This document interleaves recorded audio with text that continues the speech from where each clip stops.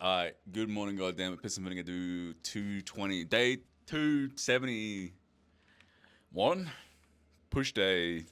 See me warming up here. I started just digging my barbell into my fucking rotator cuffs. My teres minor, my left teres minor is totally fucked up ever since my bicep tear.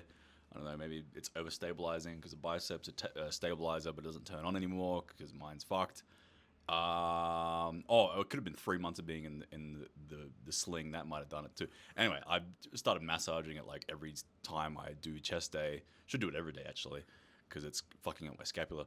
Anyway, today's fucking subject is why you should specialize in one exercise. So I've seen a bunch of videos running the route recently. I don't watch YouTube videos on fitness ever anymore. But when I see a topic sometimes that someone else has made, or there's a thumbnail or whatever, and it's a certain topic, I'm like, yeah, that's a good topic. Let me speak on that. And I'm going to speak on it. I don't know what other people's takes are. Probably stupid. Nah, I don't know. Who knows? I mean, there's a lot of people on fitness fucking... Anyway, a lot of retards.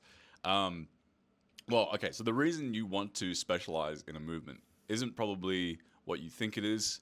It isn't because you get really good at that movement, and it's like you get huge muscles because when you get good at... Well, actually, no, that literally is it, actually.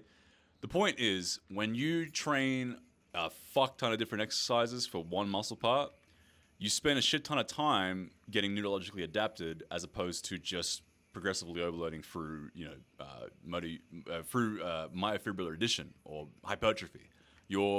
Originally, when you first start doing an exercise, you are getting neurologically adapted. You are increasing your ability to use your motor units. And until you can use all your motor units, you aren't making optimal hypertrophy gains. You'll still make gains, especially if you're new to the exercise, because you're so fucking, ready to adapt. But this video is especially important if you're intermediate or advanced. If you're doing like fucking 7 different pressing exercises for chest, this is a terrible idea, because when you're advanced, you want to be using all your motor units. Otherwise, you won't be hitting your, type 2 fibers, and then you won't be growing optimally. You'll just be growing through neurological adaptations. You'll trick yourself into thinking you're making sick gains because you'll be adding weight every single session, every 7 weeks when you finally get around to doing dips after the last week of doing flat barbell bench press, after the week before that doing incline dumbbell press or whatever. But you're not actually really making true hypertrophic gains. You're making neurological adaptations. And that's why you're probably not getting a whole lot of gains if you're doing a fuck ton of variations for a body part. So basically, the why is the more variations you do, the more time you need to spend becoming neurologically adapted. Whereas if you just do one variation, it takes very little time before you become efficient, and then you can actually start making the proper gains through training your type 2 fibers through full motor unit recruitment. So that's, in a nutshell, how it works. Don't do a bunch of different variations, specialize in one. With that out of the way, how do we identify that one exercise, or some exercises? Because, some body parts require a few, but not too many. Like, for example, biceps, you need 2 exercises. You need an exercise for elbow flexion in supination, so you can hit your biceps brachii, and then you arguably need a pronated movement like a hammer curl to bias, arguably, your brachyradialis and brachialis. I say arguably because we may or may not even be able to bias those muscles. But just to play on the side of safety, do 2 exercises and choose the good ones. Whereas on the chest, you need, an upper and lower exercise. So again, 2 exercises. The delts, you need 3 because they all the different heads do, 3 slightly different functions. But in general, you don't need a fuck ton of variations to hit all the different muscles of a different body part. You need probably maximum 3, right? Back even included. The back is not that complex. Maybe 4 for the traps. But generally, you don't need that many, so stop doing so many fucking exercises for a body part that only has, 1 or 2 heads, say, like the bicep. Only 2 heads. You don't need a whole lot of variation.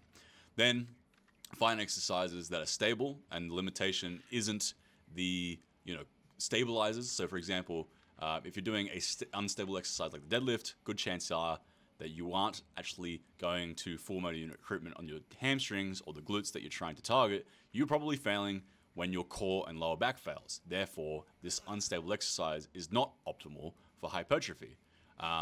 And the prime muscle is not the limitator. So the prime muscle being work should always be the limitator. And this could apply to exercises like bench press, where, for example, on a flat barbell bench press, you might not be able to get your chest to be the limitation. You might be in my case, where if I do flat barbell bench press, my limitation is my triceps. They give out first because they're dominant. So I don't do flat barbell bench press because it's shit for me specifically, as that is not the muscle limitation. Find exercises that are biomechanically advantageous. So if you have a muscle like a bicep or a calf that can get stretch-mediated hypertrophy through stretch positions, then choose stretch position movements for that muscle. But then a muscle like the delts that are monoarticular and they can't really stretch or experience stretch-mediated hypertrophy, then don't bother doing stretch-mediated hypertrophy exercises. Just do the basic bang for your buck shit. Learn biomechanics. Do exercises that are safe. If something you really enjoy you can't do for more than 3, 4, 5 months before it starts tearing your shit apart, then it isn't a good movement to specialize in. It might be good for hypertrophy, but if it fucks your tendons or connective tissues or whatever, then it's no good in the long run. And that's what we're looking to do, is get a good exercise and run it for years and years and milk the fuck out of that bastard. Use all motor units. The quicker you can get to the point where you're not using neurological adaptations, the better.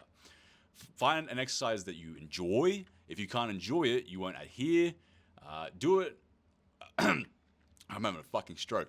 I got sick yesterday. I've been puking for the last day and a half, just constantly.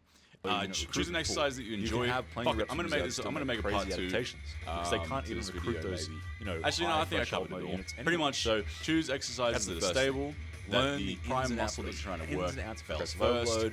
Learn how to switch a little bit of variation so you can get them those neurological adaptations. Maybe they're 6 months in, and their diet's shit, and you really just can't have the progressive overload. Make it enjoyable. If you hate the fucking exercise, it doesn't matter how good it is, you ain't going to do it for decades on end. Alright, cool. And then do a bunch of probably different choose an variations exercise that you can generally feel in your muscles. Neurological Just because adaptations, someone else said that person a for a little stretch longer. fucking bicep curl is really cool because it's got this advanced thing called stretch-mediated hypertrophy. If you can't feel your biceps activate on it, all you can feel is your front deltoids, then fuck it. Who gives a shit what the statistics say? You're a different person. So choose something that you can generally feel, that feels nice, doesn't hurt, is safe and enjoyable.